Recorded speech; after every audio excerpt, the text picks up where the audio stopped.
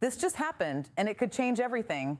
Donald Trump is now facing what may be the most dangerous choice of his presidency, whether to try to land what some reports are calling a final blow on Iran or step back before this crisis spirals into something much bigger, much longer, and much harder to control. The language coming out of Washington has turned sharper. The military buildup has become more visible. And across the Middle East, the message is clear. This is no longer just about one set of airstrikes or one political threat. This is now about what happens next and whether the next move brings a ceasefire or a far wider war. Here's what we know so far. The war has now dragged on far longer than many around Trump expected. The original idea from the White House appeared to be simple: hit Iran hard, hit it fast, and force Tehran into a deal from a position of weakness. But that is not how this has played out. Iran has stayed defiant. It has kept up pressure through missile and drone attacks. It has disrupted shipping through the Strait of Hormuz, the narrow waterway that carries roughly a fifth of the world's oil and gas traffic. And instead of a quick victory, Trump now finds himself caught between two very bad options: escalate or claim success and get out before the political damage gets even worse. And that is why this phrase, the final blow, matters so much. Because when officials and media reports start using language like that, it suggests the Pentagon is looking at some kind of decisive action. Not just more of the same, but one major move designed to break the deadlock.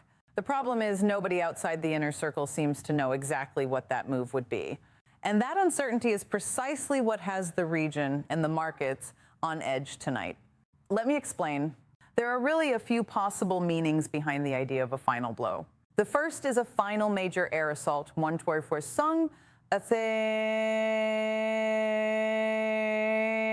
more wave of heavy strikes aimed at Iran's military infrastructure, missile systems, and the remaining pieces of its nuclear program. That would fit with what U.S. forces have already been doing. Reuters reports that analysts have discussed a scenario in which the U.S. launches one last large air campaign, further degrades Iran's capabilities, and then Trump declares victory and walks away. Politically, that may be the cleanest story for the White House to tell. Militarily, it is far less clear that it would actually solve the core problem. Because the core problem is not just whether Iran has taken damage. It has. The core problem is whether Iran can still retaliate and whether it can still hurt the global economy while doing it. So far, the answer appears to be yes. Even after weeks of attacks, Tehran has continued to threaten shipping, fire missiles, and project instability across the region. That means a final air campaign may not feel very final at all if the Strait of Hormuz stays disrupted, oil stays high, and Iran can still lash out through its remaining networks and capabilities. The second possibility is even more dramatic.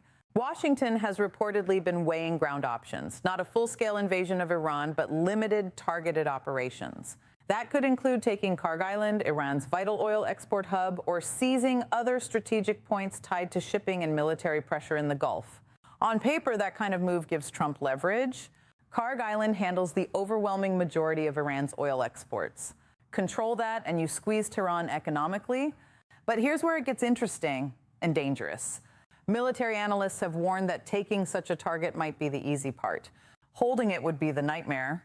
Reuters reports that analysts believe U.S. troops could seize Kharg Island relatively quickly, but they would then be exposed to drones, missiles, mines, and sustained retaliation. What starts as a short, sharp operation could become a trap. Instead of ending the war, it could expand it. Instead of showing strength, it could create exactly the kind of open-ended military commitment Trump has always said he wanted to avoid. And if American casualties start rising in a visible way, the political cost at home could be immediate. Then there is the third scenario, the one that has fascinated military watchers and raised alarm among diplomats. A special forces raid to locate and seize Iran's stockpile of highly enriched uranium. This sounds like something out of a thriller, but the concern is very real. The IAEA says a significant amount of Iran's uranium, enriched up to 60%, was believed to be stored at Isfahan, much of it likely still underground. That matters because even though Iran's enrichment facilities have been heavily damaged, the material itself remains one of the biggest unanswered questions in this war. Now, this is important. A raid like that would be incredibly complex. It would require precise intelligence, deep penetration, air cover, extraction planning, and a massive tolerance for risk. And even if it succeeded, it would not automatically end the conflict. In fact, it could inflame it further, because from Iran's point of view, that would not look like pressure. That would look like direct seizure inside sovereign territory and possibly a trigger for broader retaliation. So When people talk about a final blow, they may imagine one clean, decisive operation.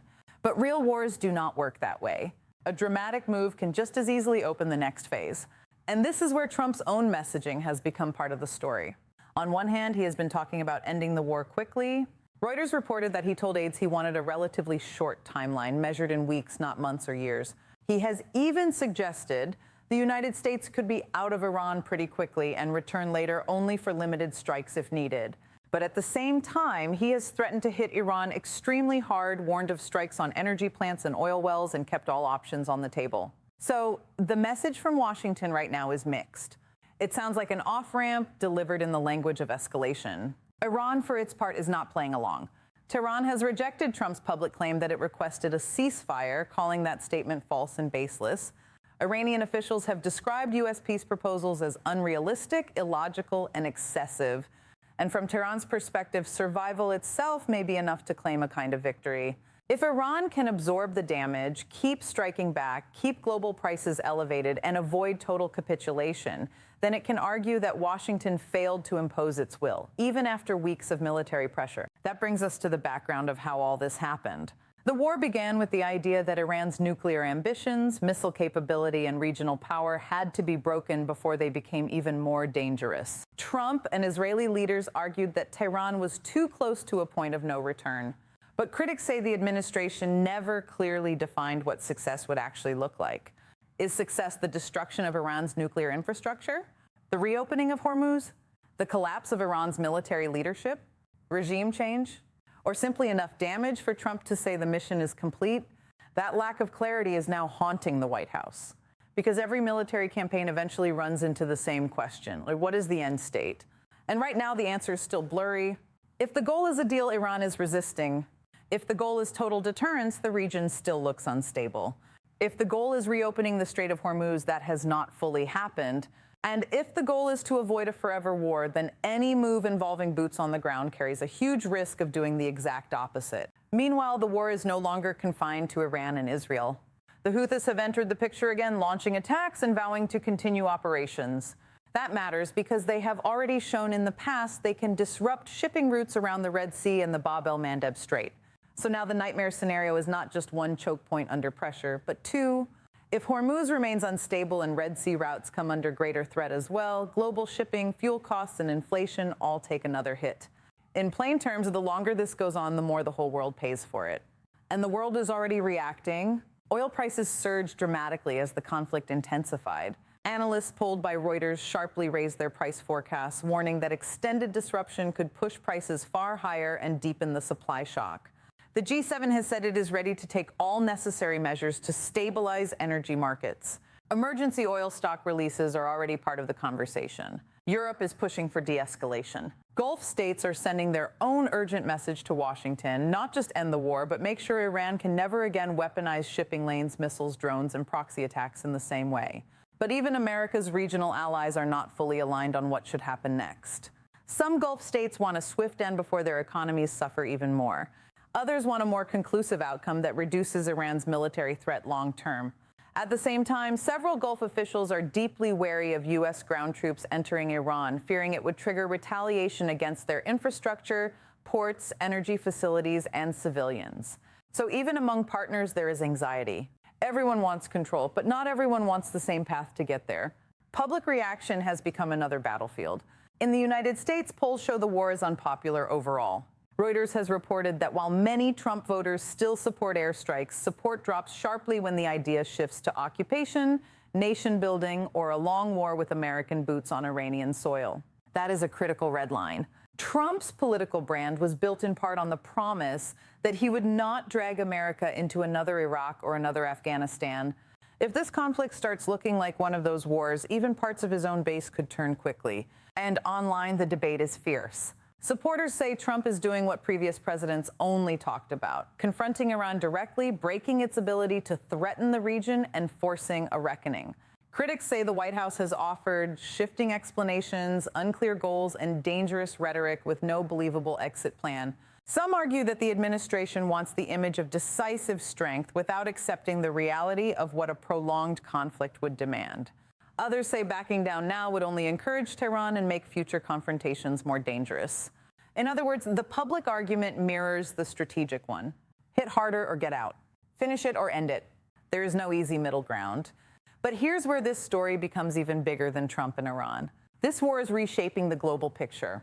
There are already reports that the Pentagon has considered whether some weapons meant for Ukraine could be diverted to the Middle East if the strain on U.S. supplies continues. Think about what that means. One war begins to drain resources from another. Russia watches oil revenue rise. Ukraine worries about attention and support shifting away. Europe braces for more energy pain. Shipping routes are threatened. Inflation fears return. And suddenly, one conflict in the Gulf starts pushing pressure into every major geopolitical fault line at once. That is why this matters so much. Not just because of the immediate fighting, but because the next Trump decision could define the entire shape of this crisis. If he authorizes a final major strike and then pulls back, he will try to frame it as strength. If he sends forces onto Iranian territory, he risks opening a much more dangerous chapter. If he cuts a deal that looks weak, critics will say he blinked. If he keeps going without a clear result, the war could begin to consume his presidency politically and economically. Diplomacy is still alive, barely. Pakistan, Turkey, and Egypt have emerged as increasingly active intermediaries, trying to build channels that might produce an off-ramp. China is watching closely. Gulf capitals are pushing their own terms. But diplomacy in a war like this only works when both sides believe the alternative is worse. Right now, it is not clear that either Washington or Tehran has reached that point. So when you hear the phrase final blow, it sounds dramatic. It sounds decisive. It sounds like one last move before the curtain falls. But the truth may be the opposite. The so-called final blow could be the beginning of the most dangerous phase yet. Because once you move from punishment to seizure, from deterrence to occupation, from bombing to boots on the ground, it gets much harder to control what comes next. And that is the question hanging over all of this tonight. Is Trump really preparing a final act to end the war, or is he standing on the edge of a decision that could make this conflict deeper, wider, and far more costly for everyone involved? We are watching a moment that could reshape the Middle East, shake the global economy, and test the limits of American power all at once. Trump wants a win. Iran wants to endure. The markets want stability. America's allies want clarity. And the world is waiting to see which side blinks first. So now I want to hear from you. If Trump goes for this so-called final blow, do you think it ends the crisis or triggers something even bigger?